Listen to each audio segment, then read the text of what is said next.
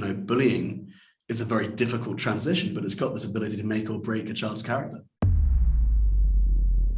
So when I look back at why I started the Warrior Academy, why I feel it's important, a lot of the time it stems back to the bullying I went through. While changing schools, I was bullied quite badly, and it's only when you look back, you don't strike me as the kind of guy that's going to get bullied quite badly.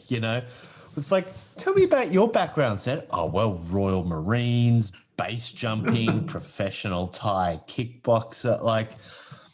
Yeah, I mean, well, if I didn't get bullied, I probably wouldn't have done any of those things. Yeah, fair enough. When I was asked on Virgin Radio in front of 1 million listeners in the UAE, when I was on a bullying panel, to if I could say one thing to the bullies who bullied me when I was 7, 8, 9 years old, what would I say? And I said, thank you. And the radio presenter was like, well, I'm not sure everyone's going to understand that. But some people will, and it's an interesting concept, really, because a lot of what our approach is with the book is that bullying is a very difficult transition, but it's got this ability to make or break a child's character. It's basically exactly what you said, right? You summed it up quite well. I don't strike as a sort of person who's been bullied. That's because I've been bullied, and yeah, when you go through something traumatic, I think it creates a void. And that void you subconsciously try to fill in your life, and I think you do things to strengthen your character if you're mentored in the right way through it. So a lot of what we find is that children just aren't getting the mentoring they need when they go through these transitions. Typically because parents, the first thing that happens is a breakdown in communications. They're not aware their child's going through bullying. So we basically with the Not a Victim book, and I collab with Menno on. It's been great doing that together. We had workshops booked across Dubai, Abu Dhabi, Amsterdam, London in 2020. Then COVID hit, and we just pivoted the whole thing online. So built this amazing online course, scorecard, book, children's book, and webinars and stuff. All to just it's not KPI stack. Yeah, the KPI stack, right? Tick, tick, tick, tick, tick. Cool. Everything we need. And yeah, so I'm really excited about that. I think that's going to do a lot of good. We are going to be throwing that book at anyone who wants to read about bullying. And it's really an emergency survival guide. So you open this book up, right? And what we basically encourage your parents to do is you can read the book from front to back if you want to get a deep understanding of bullying, why it occurs, the philosophy behind our approach, all that sort of stuff.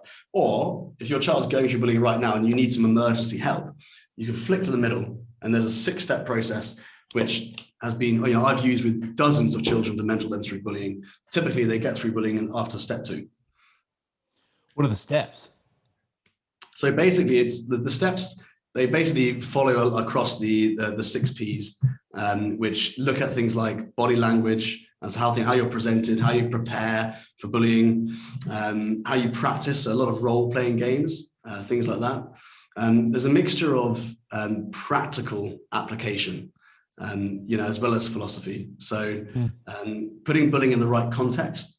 And one of the things that, and I realized I was going in way too hard. I was doing like black belt content at some of these workshops when I should have done like white belt content, because I had parents coming to the workshops. And I was explaining, one of the first things we need to do is to teach parents to forgive their child's bully. Otherwise, how can they mentor their children through it? And what I asked them to do is to forgive selfishly, and they're not forgiving for their child's bully. They're not doing it for them; they're doing it for their child. And ultimately, if they're able to let that go and understand where bullying comes from, why this bully is bullying your child, if you want to call them a bully, that is. And really, when you reframe why it occurs and who that person is, and you start to realize actually the bully is the victim in most of the cases, right? They're normally coming from a place of pain to create that. And so when you teach a child to forgive their bully, or teach a child to understand why it occurs, when they go into school the next day, they're not looking at the bully with fear and intimidation. They're looking at them with empathy and sympathy, and that's half the battle. like the fear just shrinks. It's just like psychological warfare, and you go in and you take away one of the key elements straight away, you know. So that's step one. But it's one of the hardest pills to swallow, because parents want to be like, you know, tell me exactly what the child needs to say, right? And so you know, I've had parents, like, you know, in workshops crying and all sorts. Their children are self-harming, and it's really quite severe. You know, we're going in and we're dealing with trauma at the end of the day.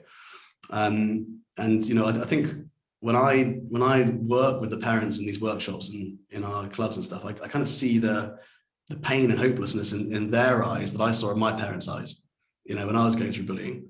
And it's powerful stuff, and it's amazing to nurture them through that out to the other side, you know. In your experience, how often is the bullying resolved through the psychological warfare, as you mentioned, just like these young kids bringing psyops into school, versus, you know, the need for a physical response based on, you know, what they're learning on the mat? Yeah, totally. I mean, I say psychological warfare, but I really mean, like, we're giving them an unfair. What you're really talking about is love. We're giving them an unfair advantage with things like mindfulness and meditation, right? Love and empathy, yes, but it's way cooler to call it psyops. Yeah, you know, we're the Warrior Academy after all. So yeah, fuck yeah, you know. You're not the Hare Krishnas. Jesus, come on, game on. So yeah, so this is it. When you train up a child to defend themselves, they appear more confident. They walk into the room and they don't appear to be a victim. Their body language changes. The way they hold themselves changes. The way they speak, the way they use the room, right? The way they have eye contact, everything changes. And a lot of that comes from repetition, right? Stand up straight, the leadership stuff we do, the way they're talking, the way they present themselves, no hands in your pockets, you know, own your space, this sort of stuff. The likelihood of the bullying shrinks massively, right? And then you add into that the deep understanding of why bullying occurs, and you start to arm them with non-physical tools to kind of disarm their opponent way before it ever escalates, right? And then when it comes to the physical side, it's very rare that children need to defend themselves physically. But what we do say is, you know, you should never let another person touch you in a way that you don't want them to touch you. So if that means stopping or restraining someone, that's what you need to do. But you know, hitting or any sort of violent action, we discourage, because if you encourage it, and a lot of places do, if you encourage it, that becomes the go-to thing, right? And I remember growing up, my parents, my dad he'd be like, well, if, you know, you ever get hit, you know, you make sure you hit them twice as hard, that sort of thing. And this is the normal thing, like, as a kid growing up.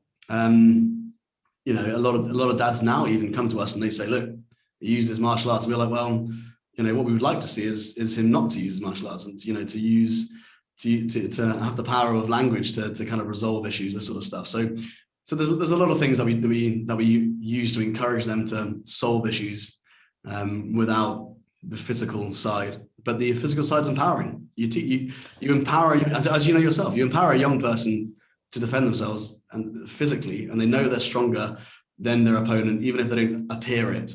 They know they can control the situation. They're less likely to be in a physical confrontation.